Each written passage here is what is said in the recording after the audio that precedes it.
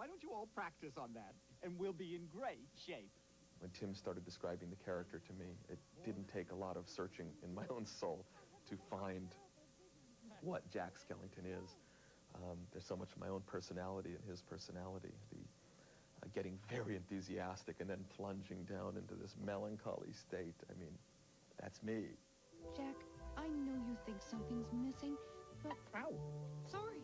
You start doing voices, and you know, from reading it, and they sent me the pictures, you know, all the drawings of Sally, and that kind of gives you an idea of how she might sound. I actually, at the beginning, tried to do more of a broken voice, because I thought her voice is untogether as her body, you know, is stitched up as her body. But that kind of thing, I just think, can get in the way after a while. It's like, okay, enough with the broken voice. So... Now and forever, for it is plain, as anyone can see. It's definitely a different kind of acting, because they are dealing in, you know, milliseconds almost, you know, because they stop and move something, you know, and then they shoot, then they move, then they shoot, everything's manually moved in between, you know, a split second of a shot. So in the acting, you're dealing in seconds almost too, so there's a lot of focus on, you know, 2 words in a line, or, you know, or at the most 1 line, the way it fits in, and you know, Henry Selick is thinking in these split seconds, so that's the way you work when you're doing the lines too. It's a different kind of acting.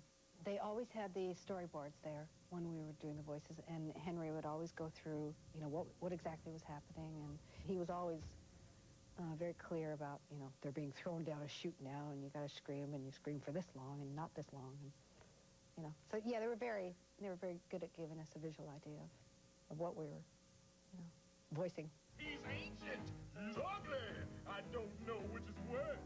They have you record the whole thing first, and then they animate or do the stop action to the vocal tracks. They took some footage, I think, when I was recording the song. For some facial things, you know. Being a stage actor, I can't do it without doing it all, you know. So they taped some of that, and I think they did use, the clips that I've seen so far, I did see a few things that looked like, I thought, well, that looks like me a little bit, and inside that burlap. Well, come on, Bone Man. The communication between Tim and I was also very, very straight, very clean, and very clear. So it was probably the easiest time I've ever had working with him, in the sense that he would talk about it a little bit, we'd talk about a little bit of the story, and I'd hear the song as he was talking, and I'd almost have to shoo him out the door and begin, and 3 days later say, you want to hear it? I've never known. Worked with him on every movie, and it's been great. You know, he's just another character in the movies, really, you know, and then this was a new thing, and, you know, so it was great. There's children throwing snowballs instead of throwing heads. They're busy building toys, and absolutely no one's dead. There's frost at every window. Oh, I can't believe my eyes. And in my bones, I feel the warmth that's coming from inside. Danny has an ability of such power in his music, and he can just force you along. And at the same time, he can drop back and do a ballad that is so beautiful. And I don't know many that can have the edge and the force of his music, and at the same time can have the beauty of it as well. And sit together now and forever. I've known Catherine, because I knew her since Beetlejuice. So with Catherine and Paul Rubens, a.k.a. Pee Wee Herman, it was like working with old friends. I'd worked with them both. And the 3 of us did the scheming, the Trick-or-Treaters song, Lock, Shock, and Barrel. So that was just pure fun. The Shock was easier because it's real character singing, and because I had, you know, Danny and Paul for support, but, and we supported each other.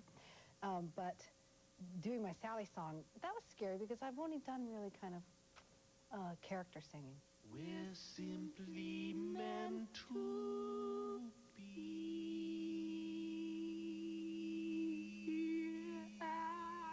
At some points I'd sound like, you know, choir boy. I excused it by saying, you know, Sally's not that well formed, so it's okay that she can't sing that well. When Mr. Oogie Boogie says there's trouble close at hand. Ken was fantastic. He was so enthusiastic. And I'd never worked with a pro before. I'd never worked with a real pro. So I'm used to working with just people who do this and do that and do other things. And, you know, Catherine is not a professional singer, and Paul's not a professional singer. Here suddenly is Ken Page. Not that I didn't love working with Catherine and Paul, but Ken comes in, he's like, wow, this guy really goes. Santa Claus, huh? Ooh, I'm really scared. So you're the one everybody's talking about. Ha ha! The Nightmare Before Christmas continues right after this.